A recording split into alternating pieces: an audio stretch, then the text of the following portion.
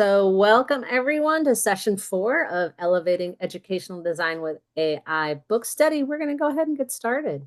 Ari is not with us today. You will notice it is just Tracy and I today. Ari is on her way. She's getting on a flight to go and do some traveling with her mom. So she will be back with us again at our next meeting. I am Katie Dorr, the Technology Integration Specialist and UDL Lead at Mount Vernon School District. And I'm Tracy Dabbs with Burlington Edison, Coordinator of Technology and Innovation and UDL Lead for our district. There's our contact info. We share this with you all the time. It's on this site. Remember, please reach out to us if you have additional questions or things that you're curious about. We'd love to hear from people. So our goals for this book study have stayed the same since the beginning. Working with you over the 6 weeks, we hope to develop an understanding of how to use AI to design lessons that are equitable, student-centered, and that engage and empower learners. Learn how AI can address educator barrier of time when it comes to design work. That's a huge one for me. I've used it a lot this week. And also provide time to collaborate with other educators in the process. Our goals for just our session tonight are to dig into the design path framework. And this time we're actually in step 3, which is talking about adapting and personalizing instruction and support for our learners and personalizing student learning experiences using data. And you'll find out how much Katie will geek out over this. This is one of her favorite topics. And then, of course, providing time for us to collaborate together. Well, just to bring us back, we're looking at on page 165, you can see, and we kind of kicked ourselves. We're like, we should have been using this graphic all along to help us kind of learn and keep track of where we are and where we're going. In our previous 2 sessions, we looked at how we could use AI to identify desired results, create those firm goals. We also discussed about how to design equitable learning with flexible means, various ways of students to get information as well as represent their understanding and learning. Today, we are going to be focusing a little bit there. We're going to be narrowing in on how we adapt and personalize instruction and support. And then remember, the book also shares not only the design path, but then the learning path for your students, which kind of goes that opposite way, right? Where at that very bottom layer, the whole time you're finding ways to help them develop as a resilient learner. And we keep kind of talking about that through all the chapters, I feel like. And then that they are experiencing personalized instruction and support based on their needs. And then that access to equitable learning that we talked about and achieving those desired results that we set for them. So it's kind of like we design everything backwards and students experience it the other way, right? So I really like those images that are showing us how this book is really kind of put together. All right, we want to remind you about the resources that we have. Remember that I try to get that website up for us at least a few days before. And I'm sorry I had it up there and then I didn't even remind everybody until just earlier today. But the website does have our slides and our resources in there for you to preview ahead or, of course, look at later at another time. I know we have some people that use those in book studies with their own staff. So if those are at all helpful for you, we also have our organizers, if that helps you at all, to print those out ahead of time and have something that you can write on. We like to have those for you. And then we also put both of our surveys in there so that you can take a look at those and just give yourself a preview. So that's what the hope is that if those resources support you that way as a learner, we want to make sure you have access before, during, and after. That's really important for us to do those, to have those resources for you. All right, so we are going to jump into chapter 7 tonight. And tonight is going to feel a little bit different because we only have one chapter that we're going to do. So hopefully it doesn't feel as much of a whirlwind. I have to admit, doing 2 chapters a night has been has felt kind of speedy for me. So I feel like we're going to be able to kind of exhale a little bit and maybe dive into this chapter a little bit more than some of the other ones. And there's actually a ton of meat in this one. So we wanted to make sure this was a single chapter session. And so the one sentence summary that comes for this chapter is, by leveraging AI, educators can personalize learning to create inclusive environments that dynamically respond to diverse student needs, ensuring each learner receives the necessary challenge and support to succeed. And this one, I really love the idea. And I know this is something we all are really hopeful for. And this is the piece where I think AI has the potential to really help us do this. All right, well, let's roll with it. Perfect. And you are up for story time. This one's a good one. Oh, Because yeah. I've heard Okay. so much I've heard so much talk about this and how they work and misunderstandings. And this chapter actually brought these two frameworks together for me in a way that I never really thought before. So, yes. And this was a huge dilemma for me. So, it's been, I want to say, about 10 years when I found UDL. Okay. And prior to that, I was big in, really big around differentiated instruction. That was my thing. Is I felt like I would find out where a student was, and oh my gosh, I would differentiate and give them the little things that I thought they needed, right, to help them with those next steps. Love differentiation, right? When I first started learning about UDL, I had there was a big conflict for me where I felt like they couldn't live together. And so I really appreciate some of the newer information coming out with UDL, where it does kind of explain how these two things actually do have space together very much.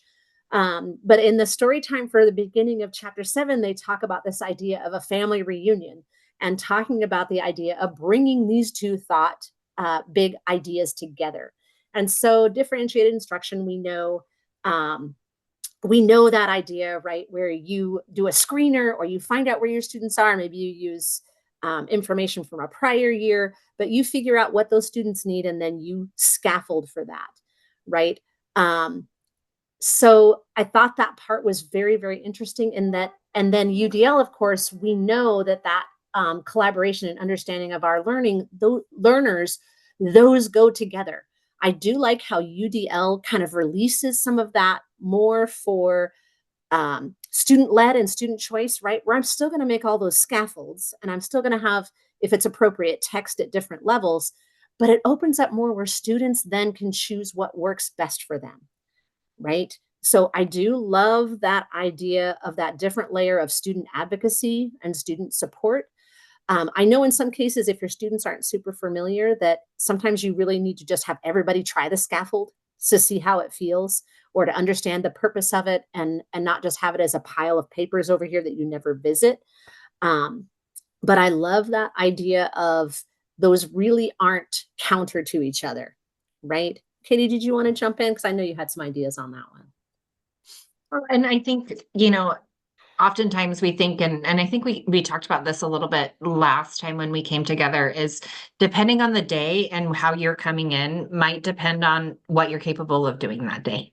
And so while we say, with UDL and with, differentiated instruction, you had your green paper, your blue paper, and your pink paper, and each group, depending on what level they were, got their appropriate paper, rather than thinking about how do we scaffold for all of our learners to create entry points in different ways. There are days that I can sit down and I can read a book and I can take notes and I'm very attentive and I'm a very active reader. But there are days that even though I'm an active reader and I love reading, I cannot sit down with a book and actually take words off of a page. Could I listen to it? Absolutely. Could I work with a partner and have my partner keep me connected to the text? Absolutely. So having those choices and having things available and scaffolds for everyone to choose from, not just the A group, the B group, and the C group, but now it's how do we provide options and entry points for all students.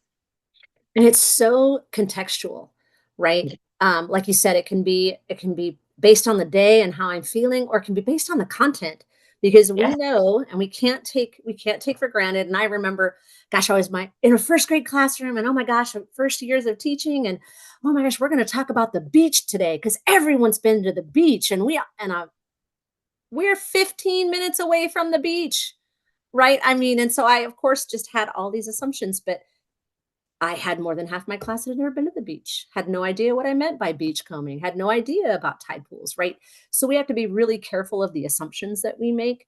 And I also love how this really allows students to be fluid, right? Where I'm not smart, right? That's not, I'm, it gives me the idea where I can be flexible and fluid in different things. I don't get stuck in, um, that I'm either smart or I'm not, right? And if I always get the blue paper, I'm just not smart, right? So those kind of things, I think that we really, when we pigeonhole students, they don't forget those things, right? So I love how this really opens up and has us really consider differentiation. Now I know in our other sessions we also talked about making scaffolded stations for students when they're not quite ready for something, but still allowing choice in that. So I totally believe in, breaking down those structures, using data to help us, and we'll keep talking about that, but not me always deciding who gets what, right? So Absolutely. I think that's kind of the idea there. Well, and turning over that ownership to students and having them take some ownership.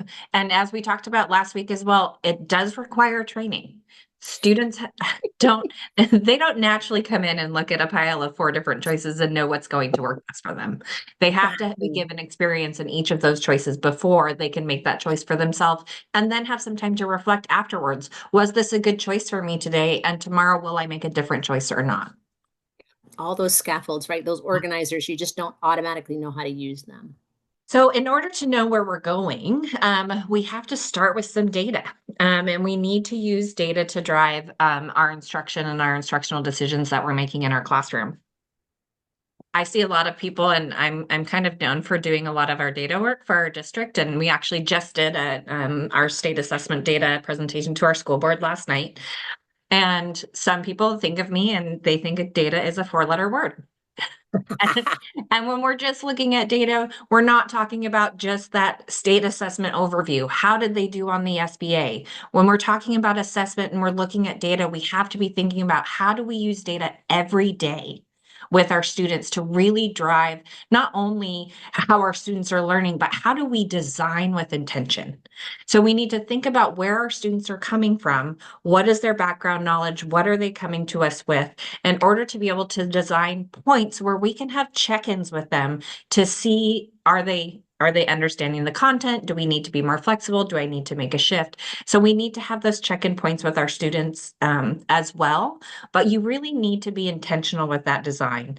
And when you start thinking about, oh, well, I'm just going to throw in a question here, be thinking about what kinds of questions you're asking. Because is it giving you the information that you want? Are you getting feedback from your students that they are understanding the content? Or are they just giving you a thumbs up and everyone's giving you a thumbs up because that's what they're supposed to do and they don't want to look silly? So what kinds of question are you asking and how are you making that accessible? Yeah, And exactly. How are you allowing kids to show you, right, that they're ready to go on or that they're not ready? Good point. okay, Tracy, if you can pull up the next set of questions. You bet. We want to give you about 2 minutes and then we're hoping to share out. So if you're willing to share, that's great. Otherwise, Tracy and I have examples we can share as well. As you look at your list of the data that you use or your school currently uses to monitor student and learning outcomes, what data has been most useful or impactful in your role and why? And what data has been used that maybe wasn't as useful and why? And what do you think was missing out or missing as a part of that data set? So take about 2 minutes to think about how data has been used, how you've used it, some of the benefits, as well as what might be missing. And I think I've got to say one of the pieces of data that I find useful and impactful, and I always learn, is just observation and being with students and just observing what they're working on and listening to their conversations. And I taught middle school and I love teaching middle school because they'll talk about anything, even if you're standing right there. And so you get all sorts of things. So using just observation and listening to student talk. So as they're talking, as they're processing, as they're working through something, do they understand the academic language? Do they understand the content and what the question that's being asked? So that observational feedback, that anecdotal feedback is something that often gets overlooked, but it's such a powerful way for us to collect data on our students just in the moment and where we're at. And also reminds me, we have Will that was sharing that they use iReady, um, and they do comparisons with SBA state testing and formative assessment in the classroom, and they don't always line up. Oh, Yep. interesting. So Mhm. we did the same thing. We used to do MAP testing, but we also, I mean, they have a correlation study, right? But it's not the same test, right? It just isn't the same test. So you're going to have correlation to a point. Um, the thing that can be really tricky is there's so much more happening on SBA than just math, right? You have to be able to read, you have to be able to write. It really is a reading, writing, and math test when it's a math test. It really is a reading and a writing test when it's a writing test. So trying to peel some of those apart of what you're actually learning about a student can be tricky. And then for some students, it's a technology test. Can you Uh-huh. use the technology? Do you know how to use the tools? So it can be really tricky. And with a lot of tests like SBA, it's not going to really change your day to day, right? I mean, it's just not. We really jumped on the interim based assessments. Um, the only that well, I do like that students get a lot of practice in the test format and in the question types.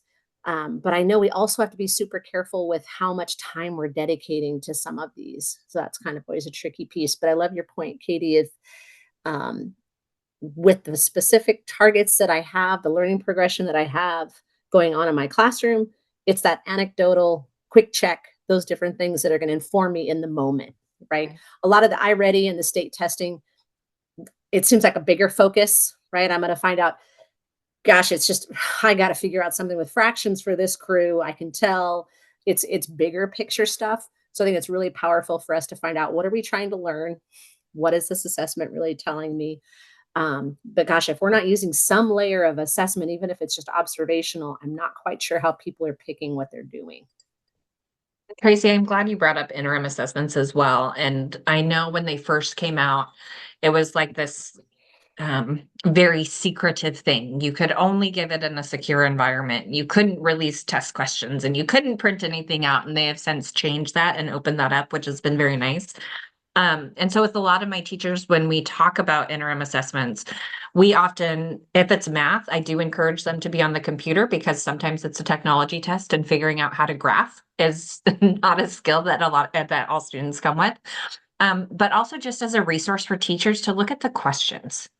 And sometimes that's the biggest learning experience for our teachers to say, well, no wonder my kids didn't get that correctly. I never used that vocabulary word to ask that question. Or I I never ask it like this, Yes, right? Mhm. I never have two correct multiple choice answers in my questions. So just looking at the question structure, the question format, and then how do I just tweak what I do day to day so that that vocabulary is new and I'm removing those barriers from kids when they do have to take those high stakes tests, that won't be the first time that they're encountering that vocabulary to describe a concept that they know how to do. They just don't know what that vocabulary word is. So. That's so good. And this just reminds me, really knowing what your learning targets, your goals, your outcomes, whatever you want to call them, really knowing what those are and what your options are for students. And then, of course, there are UDL supports for state testing and for different layers of testing that can help you out. But I think you're totally right, Katie. If that's the one time I ever get to see that testing format, if it's just on that one time, I'm adding to less engagement, more stress, right? Because I've made it this weird little bucket of time that only happens once in the spring, right? Right. All right. I think it's really powerful. We talked about this in one of our other sessions, is really understanding our learning progressions for our students, because I taught first and second grade for nearly 10 years before I became a coach. But the big piece for me is, even all the way down in our primary years, there are things they don't know that we assume they know, right? So finding out that progression, finding out those gaps, we can't just gloss over that. They're not going to suddenly just be able to do this thing if it's a gap for them, right? So understanding those learning progressions and all those pieces they need for those students that are struggling is super important. And then I talked about this before with just, the beach or whatever it is. We have to examine what the prior knowledge is that students have, right? What are they able to bring to the table? They bring to the table a lot more than you think, and we might need to dig a little bit and find those connections. But prior knowledge, we know, if we know anything about brain science, you can't you can't build that new learning without making connections to that thing in your brain that you already know about, that or how that is connected to other pieces. And then finding that way, how am I really able to track progress? Absolutely. And that leads us into that data-driven design cycle, which was page 169 through 171. And as Tracy said, having that pre-assessment built, there was a variety of different ways, and we'll dig into those a little bit more in our next few slides of how do we know what our students know? How do we know what they're coming to us with? And we know that just experience as educators, that pre-assessment is going to give us probably a pretty wide range of what our students know and don't know. So then that helps us to then move into our UDL and blended learning models. Once we know where our students are at, we can then begin designing learning experiences to remove barriers for them to access the content and to access the learning. As they are going through that lesson, having that formative assessment built in could be quick and easy as observation. Maybe you're listening to questions and discussions and you're checking off if they're talking and using the correct, as I said, academic vocabulary. It could be a quick exit ticket. So what was the main idea? What was the main takeaway at the end of the day? Formative assessment doesn't have to be big.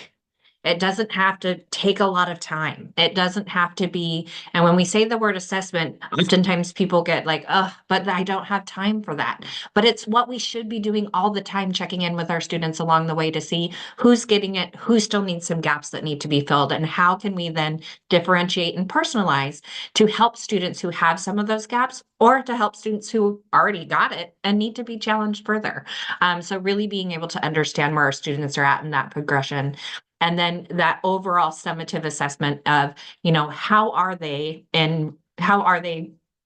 excuse me, meeting in relation to our firm goal and our learning expectations for that assignment.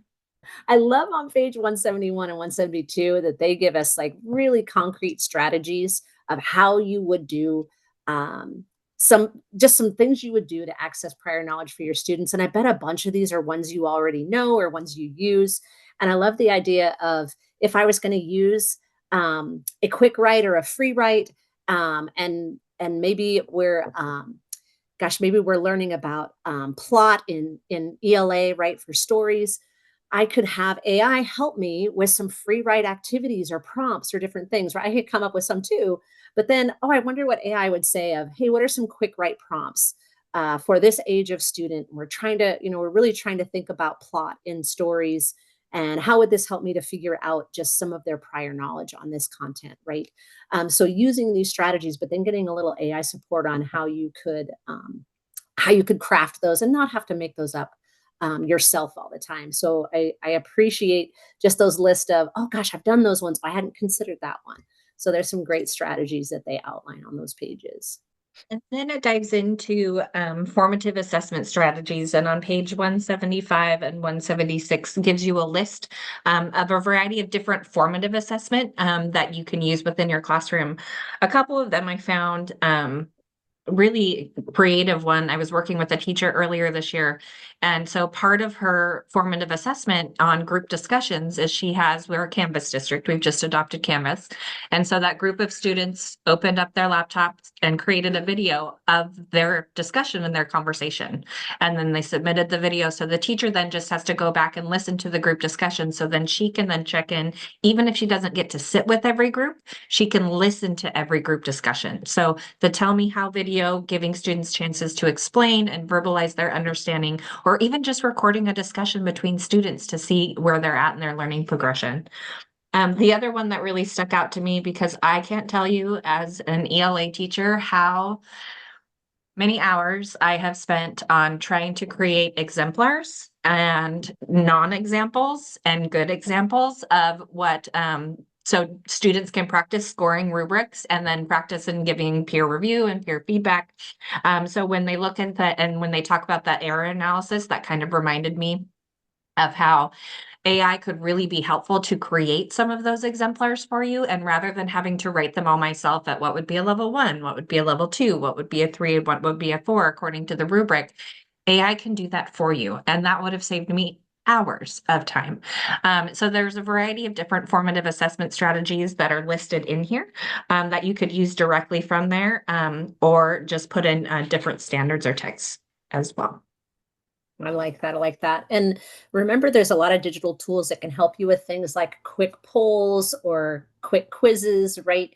Whether you're a Google district and you have access to Google Forms to do something really quickly, if you have a tool like Pear Deck, which our district purchases Pear Deck, I know gosh, what's the other one? I can't remember. There's a few that are very similar to Pear Deck that have built-in polls in the interactive slides, so your students can really quickly show you things. It's tied to the students, so then you can see those little quick checks. So there's a lot of ways you can get those without having just tons of papers, like you were saying, Katie, having tons of papers that you have to then do something with. And it also helps students if you use a lot of slides, which is fine, but we don't want to slide kids to death. But if you use a lot of slides and things to share content, you can make them interactive and have these opportunities for students to share with you. And you're not just steamrolling on with content, right? You're breaking in those pieces where you're asking them to share their understanding in different ways, right? So that can be super powerful.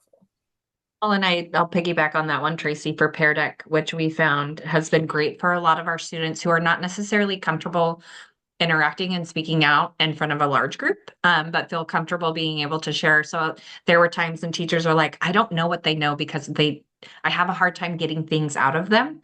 But Mhm. then putting Pear Deck and layering that on top of the slides gave them that individual reflection time and time to speak and respond in a way that they might not be comfortable in a normal classroom. So just opening up pathways for people in different areas.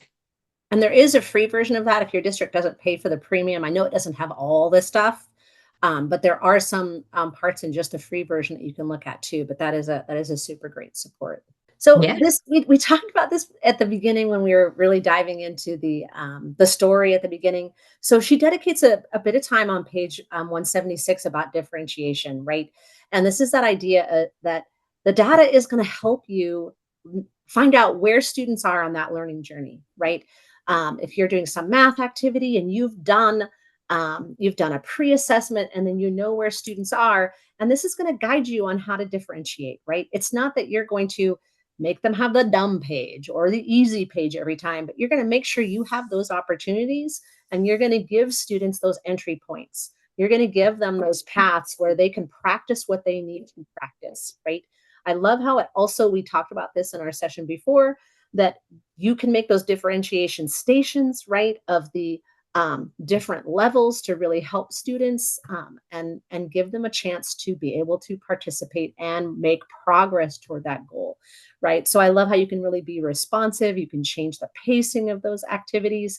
You can have math where part of it is done and now they're just doing this part as a primary scaffold, right?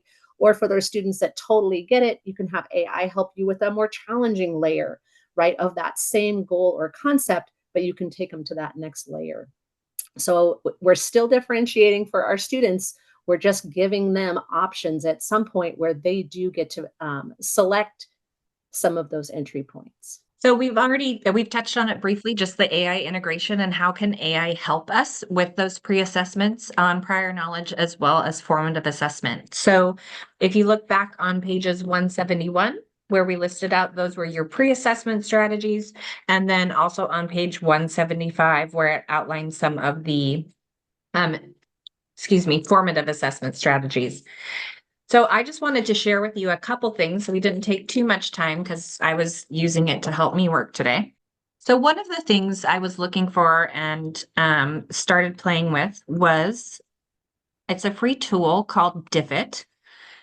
And Diffit it's a great interface. You don't have to, it has a library of popular ready-to-made resources. Once again, these are things that are put in there by other individuals. Please feel free to make sure that you screen them to make sure they're appropriate for you and what you want to use. I like it just because it's pretty simple and easy, but gives you a very complex um, product. So if I was looking for ways for my 8th grade students to work on citing text evidence. I can also, from down here, I can choose my grade level. If you pay for it, I just have the free version. If you pay for it, you can then align them to specific standards, and you could pick the standards that you're working on, as well as different depth of knowledge. But since I just have the free version, I can choose to generate that in pages or generate it in slides. And I did already generate a resource earlier just to show you what it can give you and how it can. So it gave me my reading. Within my reading, I can decide I can shorten the reading or I can make it longer for my differentiated instruction. I can modify the reading into and remove specific information, make sure it has specific vocabulary words. And then it will provide me with the text, a summary, and then also some activities to go along with it. So a variety of different ways that you can check for understanding if students can read an article and use text evidence to cite to support their main ideas. So I liked how it just easily came out and gave me a variety of different tools that I could use for me to check for student understanding. Yeah, this one is really great. The whole focus of this one is access to content for students, right? Access for all. And they have some really nice graphic organizers. I mean, you can adapt, you can change them, right? But just Yep. really great starting points. And you can see down here, they're all downloadable. So you can download them in Word, you can edit them, you can change the questions. But just a great tool for a place to get started. And would you want to use all of these options? Probably not, but pick the one or two options that you feel is best going to be useful for your audience. One of the other things I've been asked is our school's a Google district and we do a lot of Google surveys. And with our Google surveys, which is very nice, it'll come back and it will give you the nice, pretty little graphs and different things that you can look at and help you analyze the data that way. But for some more complex questions, we had this chart, and Tracy, can you see that Word document?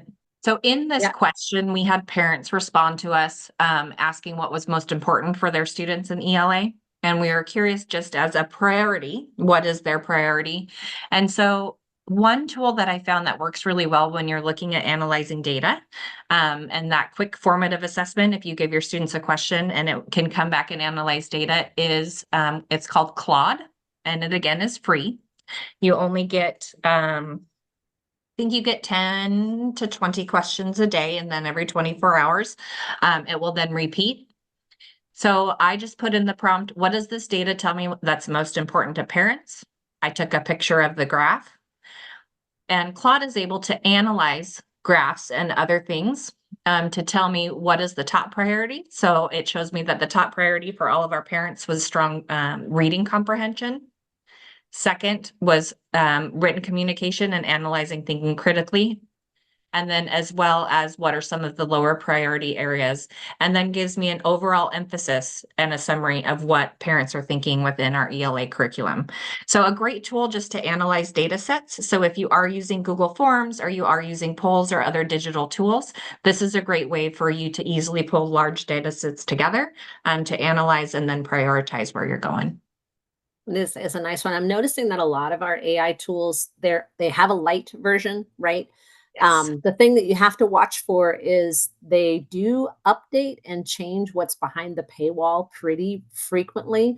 And what they're actually doing is finding out what people are most using, right? And then putting those behind the paywall, which is unfortunate. So, super hopeful that districts are starting to really think about what their approved or what their actual purchase AI tools will be.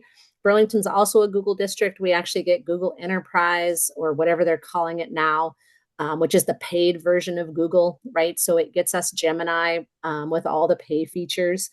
But that is one piece I'm super hopeful for is that we don't get priced out of a lot of things. Um, and it could be that districts find their two or three or maybe one or two things that they stick with.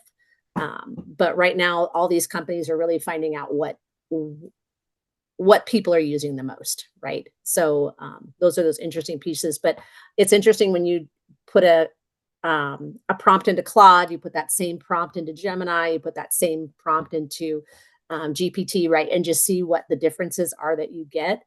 And then a lot of the education ones, they're trying to kind of personalize the experience. Like Diffit is about access. Magic School is really on a focus of student facing AI, right? Adobe is all about design with AI. So we're starting to get really personalized pieces. So it's going to be interesting to see what pieces districts are going to find are actually worth paying for. In Absolutely. in chat, does anybody know in their district, do you guys have AI tools that you actually have subscriptions, paid subscriptions for? I know there was a district we worked with that had Magic School as a paid. Do you guys pay for Magic School, Katie, in Mount Vernon? I know you We do guys not talked pay for about it. Yeah, we Okay. talked about it. We currently do not pay for anything. Okay. And part of it is that with AI developing Yeah. so fast, we're finding that more and more of the products that we purchase within our curriculum and our content are coming with AI tools built in. Yeah. Yeah, Will doesn't have any paid either. Yeah, you're right. So Pear Deck has their AI pieces now where it will build Pear Deck lessons for you built on a short description. It was pretty uh, crappy, poopy to start with. It's getting a little bit better. It wasn't super great right out of the gate. Screencastify, another paid tool that we use now, has AI features on it where it'll close caption everything, translate everything for you, create questions in your videos.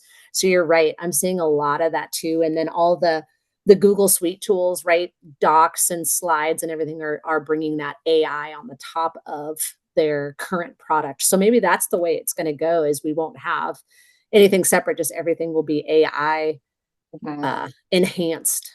Yeah. Well, and it was interesting because we found, so Canvas just is now, if they haven't launched it already, they're launching it soon. Their teacher facing AI, which looks a lot like Magic School. That's coming with their program. And because that's a program that we're highly invested in, for all of our teachers, I could see training more specifically on that tool, but we haven't brought in or promoted one tool above another. And Magic School is the AI tool that from most districts that I've talked to, if they are paying for one, that is the one that I've seen that they have said that they've been paying for. And I think specifically because it has that student piece to it. Yeah. And are you guys familiar with the student piece? Katie, have you played with that at all? Not much, no. So I used it with a high school Spanish class, and basically you can create you can either create a room, which the thing I like is you can create a room where you pick the tool the students are working with, and that's the only one they get, right? Which is kind of nice, like support goal creation, right? So you can create a room where that's the only link students get, and they go in, it's moderated, but you can actually create your own coaches, your chat bots with students, and you can basically train in a very simple way a chatbot that students interact with. So I had a Spanish class, and the chatbot was supposed to help them with some certain vocabulary.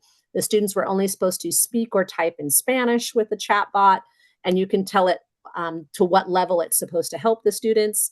And so I had them doing it. It was really interesting. Half the class thought it was creepy and horrible and didn't want to use it, but there were students, and it was a lot of the students that the teacher said these students don't speak in class.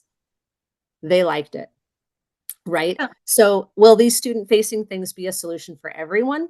Not, there's tools that just don't work for everyone, right? But having this as another option, it was giving students a real low risk way they could talk and practice their Spanish, right?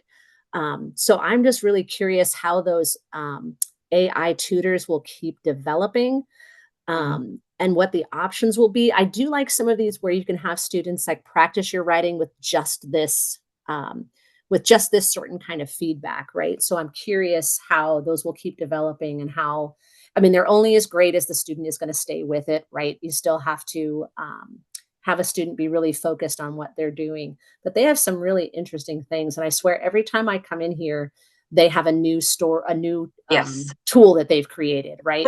So it is pretty interesting. Yeah, it's a lot to keep up on, but I do think, I mean, that paid piece where you can manage what the student can use, during that time, I think is a big, for teachers, it's a great entry point, to be able to ensure that the students are focused and they're working on, the target at hand rather than, I mean, because there is a lot in there and it can get overwhelming for me. I can only imagine it would be overwhelming for students. And right now, the rooms are still free. I know there's a limit on how many rooms you can make. So here's some of the, yeah, Spanish. I had made one for a Spanish restaurant experience where students had to pretend they're ordering in a Spanish restaurant, right? But I even in the free version, it would keep what the students had done, right? And how many students were in there. It didn't give me all the prompt things behind it, but there are still some pieces, even in the free version, that you can build some of these rooms for interaction. So if you haven't played with it, you might want to give this a try. I actually have some videos on putting those together. So if anybody wants to email me, they're curious about some of those pieces, I do have some direction videos that I've shared with my staff to help out with that. I've also used this in PD with my teachers where they get a chat bot that just talks to them about UDL, right? So had them experience. So your learners can be anyone. So I thought that was pretty interesting. All right, so we jumped in. Okay. Oh, and we've talked about this before, right? I mean, the more context you can give in any of your prompts, the better, right? And remembering those things that you really care about. If you have known barriers, if you have specific engagement needs, the thing that I love in this book is that they so emphasize that it's still a goal to get to know your students. AI is not going to replace that, and it shouldn't, right? You have to really know who your learners are and what their needs are. And that's going to help you make a prompt that's going to support you, right? That's super important. And that student centered voice and choice and that collaboration for your students. So let's move that. We'll make it about 20 minutes for our apply section of this one. And once again, we're just going to have these two breakout rooms. So one is going to be test the tool independent. So if you want to take some time and explore any of the tools that Tracy and I just talked about, or if you have something else that you had read about that you're interested in trying, feel free to hop into that breakout room and just take some time to play. And then we would love it if you would come back and share, but there's no pressure. You don't have to. Or if you want to stay in this main room with Tracy and I, we are going to test the tool, and hopefully we will test the tool. As you could see, I was doing a lot of work today on my own projects, but we want to help you with your time too and your projects as well. So if you want to test the tool and hopefully collaborate with us on some projects that you're working on, we're happy to do that as well. So we'll give you about just about 10, 15 more seconds to hop into that breakout room if you'd like to. Otherwise, we will go ahead and get started. All right. So Will is on his own in a breakout room. Tracy, do you want to run us through where do we want to get started? Do you want me to stop sharing so you jump in, or you just tell me? I can jump onto stuff for you as you're talking to as we're going along. What do you think? Either way is fine. If you want to go ahead and run it, I would love to dive into some questions that we have or some tools that our participants would like to explore. If we have anybody who's got something that they're working on, a standard that you're working on with students, looking for formative assessment ideas, pre-assessment ideas, please hop on in and either in the chat or feel free to unmute yourself and we will go ahead and jump in. Dinah, that is such a good question. And what I love to start with is I'll have a crew with me and I'll say, let's start with barriers. What are some things that are keeping you up at night right now? Let's get some sticky notes. Let's just vomit all that on a bunch of sticky notes, right? And so over and over again, you'll get, I don't have enough time. My students are at too many levels. I don't have time to get a vocab list for every story for every. So and I've done this with staff quite a few times. And so when we look at our list, it's like, oh my gosh, I know the things that I want to do most of the time, but I have all these students with lots of barriers and I can't customize to every single kid, right? Of course you can't, right? So then, okay, if we let's unpack some of our barriers. Think of some students and get some faces in your brain right now. Who are some of those students that are just not accessing um, the learning progressions that you have right now? Let's say it's primary, but you're trying to get some content, you're trying to have them do some reading, and they basically just don't have the background, don't have the vocab, right? Identify what those barriers are, because if you can make that list for yourself, this is where you can use AI to help you with those pieces. You can copy and paste those articles or those stories or whatever it is, and just say, give me a glossary, give me a vocab list with pictures, give me some ways I can connect this to students in my life, right? If they start seeing some of the things they can take off their plate with some of these barrier pieces, I think it's going to start opening up some doors for them. You can do that with just Gemini. I tell people I go into classrooms individually, share barriers with me. Let's look at this together. And a big thing is sharing out. Like I love, um, you'll get like the Spanish class that I was talking about at the high school. I'll find one thing that will work and share it with everybody else. And then I'll get, oh, I could do that. Or I could see that could work in my room. So sharing those successes with a couple of people that want to go with you and try a couple things with you. Um, it's huge because we have Google Read Write, one of our tools that we just love, right? And I kept sharing, gosh, that read aloud is not just for a child with an IEP. That's for everybody. Put it in your rubric. Have it be a thing that everyone has to have their story read aloud to them as part of. And I felt like I was saying that for years. And now it's like, I'll have teacher, hey, can I get those headphones? I'm going to do that thing you talked about. Oh, Dabs, that thing's not working today. Can you help me with, because I would share, hey, guess what Helen's doing? She has this thing in her rubric, right? And she did this, even though I went in and basically maybe I even told Helen, let's try this. This was Helen's thing, right? And so Helen tried this. Oh my gosh, this was super awesome. It's sharing those stories from a couple people that will go with you. I found is getting a lot of traction. Because I don't know about you, but in our district, we're not getting full PD days anymore, right? Another thing that we're doing is I'm trying to get in any training that we do, like we just had this like these early release on UDL, we could do like 1 hour, right? But in that 1 hour, I would use Pear Deck every time. Wasn't a Pear Deck training, right? But I used Pear Deck every time. It's like, now you're going to be doing this. And then I would ask them, how did that work for you? Did you see how I did that survey? Did I see how I did that tech thing? Oh, did you know we pay for this? And then I'll get teachers, show me how to do that Pear Deck thing. Oh my gosh, I experienced it as a learner. And now I have this different layer of, but it's finding these different ways to just slide it in and then share those success stories, right? Whether you can email it, whether you can just keep telling people. And it does, and Katie shared with us the same story with me that I have is I feel like I'm doing the same thing for weeks or months, and then finally it gets traction, right? And then finally more and more people are, did you hear about this, Dabs? And it's like, yeah, I've only been saying that for 5 weeks. No, I didn't hear. Tell me all about it. What are you talking about? Right. Mhm. But it's sharing the story that the teacher tried this and what happened is just, I've found that is so amazing. Like we have math teachers now that are doing surveys with kids to find out how their learning supports them, right? My math teachers were never going to do that. And if I kept saying, hey, try these surveys, that wasn't going to go anywhere. But I'll say, hey, you guys know Rachel. Rachel did this survey. Oh my gosh, she's told me the engagement of her kids, they're having one choice has totally changed how they're participating in high school math.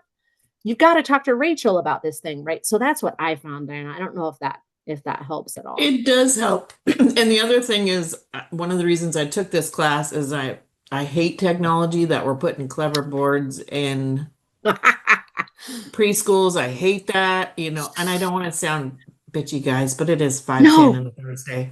And so, but reading this book, it peels it back to you really have to still personally know your kids.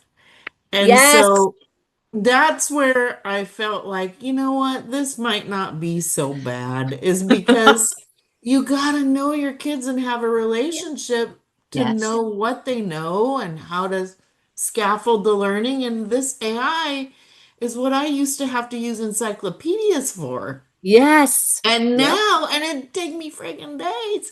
And Yeah. now it takes me 10 minutes and it's putting together these beautiful things that the encyclopedia took forever. Mm-hmm. So that you might be winning me over on this whole AI thing because you still have to know the kids and you have to know your staff, how Yes. they learn. So And thank you. That's what I've learned from this so far. And Oh thank my you, God. everybody else. So, yes, Oh, thank well, you. and that's the biggest piece. And we even have it written into our contract this year, our teacher's contract, that teachers cannot be replaced by AI. Which was never our intention, but that was the fear from our staff, was that they were going to be replaced with AI. And and I think the more that they get to understanding how we can use it as teachers, and this book just reminded me again. And so I'm trying to think of like, because like Tracy, we don't have a lot of professional development time either, but I'm like, how can I start sliding in some of these chapters or some of these nuggets into it, that AI is not going to replace the teacher. The teacher and teaching is an art, and it's the art based around personal relationships and what you build with students and how you know your students. And then AI can help make you more effective because it can save you all that time. And so it's really interesting to me that I did a training this summer.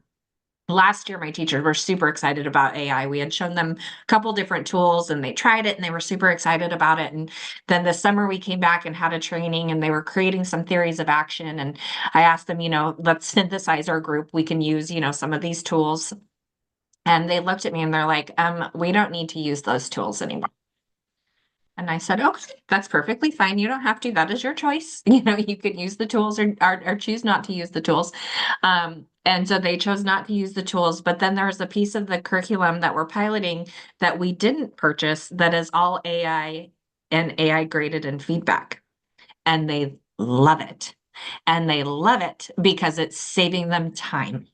And because they can now get through all 100 students, exit tickets or, question analysis, they can get through that. And, with the caveat, I said, we will turn it on, but you have to be sure that you personalize it and you're reading through it and you're making sure the feedback is what you want it to say. There's all those caveats as well. But now they're loving it because they're realizing how they can personalize that feedback and make themselves more efficient and make their students better critical thinkers and writers and working towards that standard. Absolutely. And here I just wanted to show you one of the tools we purchase is Screencastify. If you don't have a great video creation tool, you really need one. But here's that example of how they're just all making these like enhancements with AI, right? And so the pieces that are kind of cool is captions and translations. Oh my God, you could before with video add your own captions. I don't know if you've ever done that before. I've done it with like 4 videos and oh my God, I don't ever want to do it again. But the accessibility is off the roof, off the charts if you can do that for your videos. This does it for you. It adds captions to all of your videos. AI dubbing, it will put the captions and the voice in any language if you just apply these pieces to your videos. And here's one where it will actually make questions for you in your video and do AI questions, where it'll just make questions for you based on the video. You can make then an interactive video. So a lot of those pieces where when you find those things that are those small skills that you feel like you're saying over and over and over again, make a video for them, right? And let it be accessible for your students to get to. But now these tools where see the captions are just added for me. I didn't have to spend hours putting those in there. This is set where someone could pick any language they want to access my video. It'll actually read and just take out my voice and put the voice in of that person. So these are the pieces where if people were afraid of AI, fine, but oh my gosh, the accessibility that opens up for our learners and the things that now I can do and add content for my students is just off the charts, right? Another AI enhanced piece, I don't know if you've seen this, Google Read Along is actually an AI enhanced piece if you're a Google district that's in there. So there's these pieces I think that are super, super crazy awesome that are added. So finding those tools that maybe aren't like a chat bot, right? Maybe aren't a prompter, but have those add-on layers that are going to support us. And knowing what you know about your students, you know that captions are important or translations are needed, right? So that's the piece where you're selecting a wonderfully AI enhanced tool because you know it's going to solve a barrier for your students. And I will give that plug to Tracy. There's another program. It's called HeyGen, which is also a video translation AI tool.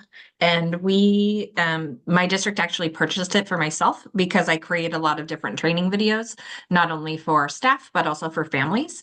And for families on how do they get logged into our different systems to help support their kids and create that family community engagement. And we have a large percentage of our population who primarily speak Spanish. Unfortunately, I don't speak Spanish. And so HeyGen is a great tool that I can use, and I can create the video with the screen, do the whole Screencastify, capture my screen, walk them through how to sign up for Canvas or walk them through how to get logged into Skyward, and it will automatically translate my voice into whatever language I decide. So now instead of me creating the video, having to train our Russian translator on the technology piece so then they can recreate the video and then training our Spanish translator, then now we can have one tool that can capture all of those. And we've checked it with our multilingual and our translators in the district, and they say that the translation is really accurate and pretty spot on. Yeah, which is a game changer in my life. In supporting teachers, I probably create 1 video a day of sending them quick things because we just transferred to Q, right? or there's that thing to do in Screencastify or that thing to do in Pear Deck, whatever it is. I can make a super quick video for them, or they want their students to be able to do something. I'll make videos for their students and they'll put them in Google Classroom, right? I have a teacher that wants their students to create videos. So I made how-to videos for her, right? And so that they can just having students access that, and then having your students create videos, super Mhm. powerful. But I And love having all the students AI create pieces on videos that then I can understand when they're translated back to me, so they can create them in yes. their native language, and put Mhm. on those English translations then for me to understand, as the educator as well. Just opening up so many opportunities that weren't available. Have you played with Adobe Firefly at all, Katie? I played with it a little bit, I haven't for a while. I was working with a class on just detailed language, right? And how if you don't describe things very well, right, you're going to get what you get. So they keep changing how this looks. But I'll tell them, okay, think of a dog, right? Everybody get a dog in your brain. Just have an idea of what your dog looks like. I'm going to put dog in here. Let's see what we get. All right, so I put in dog, and it'll create your picture. And oh, does this look like the dog you had in your mind? Right? No, oh my God, my dog has spots or whatever it is. Like details are super important. Or you play the monster game. You ever play the monster game where you have to describe your monster so well that your student partner can draw it, right? So can you and your partner just draw the monster and then describe it in such a way that the AI will come up with the same picture? So I love tools like this that are super engaging, but you have a kind of behind the scenes content that you're getting at, right? So having them be descriptive, dog that is a whippet with stripes That's a on great a writing activity, beach. Tracy. Thank you for Oh my sharing gosh, it's so that one for awesome. I'd never really come across my Mhm. mind, but that is an awesome way to really be focusing on descriptive language. And this literally like looks like my dog.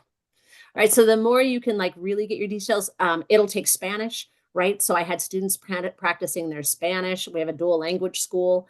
You could use different language in here. You can grab these pictures out and then do things with them. We had a team that was just that created their table mascot. All right, you have to make it super detailed. Everybody make a drawing, but now if we want AI to make it, you have to have your words so detailed so that we can really get that down of what kind of image that we want from that. So I think there's sometimes tools that we aren't always thinking about how we could use them, right? Some different things that we could do. Well, and images are such a great entry point for all Yes. students. It's something that they can see, it's visual, and it it allows access to everyone. And that's I love using images in the classroom and being able to, put in those language pieces on top of that is fantastic. And if you need like to create a certain image to share with students, something you want to put in a slideshow and you just can't find that clip art, right? Um, you just describing it the way that you want. You can get anything crazy that is in I mean, this is silly, but a tadpole that has stripes that is in outer space. I mean, you can literally get any kind of crazy thing that could go with a story that you're doing. You could see how well, that doesn't look very much like a tadpole, but you can see with just refining that and doing different things, you can get really detailed, specific images for a lesson or a story or something. And then think how fun it would be to have students do some creative writing and then come up with an image for their cover of their book, right? And of course, we don't want them to not draw. That's not the point. But how fun to do something a little different sometimes, right? To have them be able to really be detailed in their writing and see what they could get from something like this. All right, Tracy, we've got 8 minutes and a few more things to cover. Brilliant. Let's go back. See, I get into playing with these pictures and then I just keep going. All right. Oh, we're on our reflection time. Yes. I'll drop it in the chat if you want to introduce it.